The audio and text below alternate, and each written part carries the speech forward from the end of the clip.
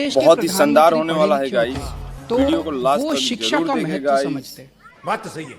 मनीष सिसोदिया जैसा शख्स 75 साल बाद, आजादी के 75 साल बाद इस देश में ऐसा शख्स आया जिसने देश के सरकारी स्कूलों का कायाकल्प कर दिया। ये बड़ी अच्छी बात कही है। पहली बार एक ऐसा शख्स आया जिसने देश के करोड़ों, दिल्ली में करके दिखाया, जिसने पूरे देश के करोड़ों गरीबों को उम्मीद दी कि उनके बच्चों को भी अच्छी शिक्षा मिल सकती है। क्या बात है सर।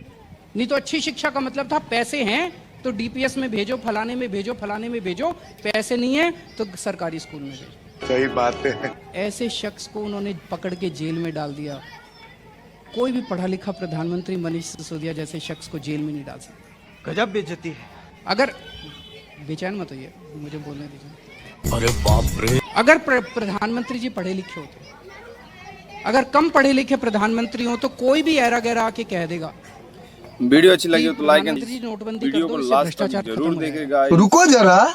अब अगर पढ़ा लिखा प्रधानमंत्री होगा, उसको अर्थशास्त्र की जानकारी होगी, उसको साइंस की जानकारी होगी, टेक्नोलॉजी की जानकारी होगी।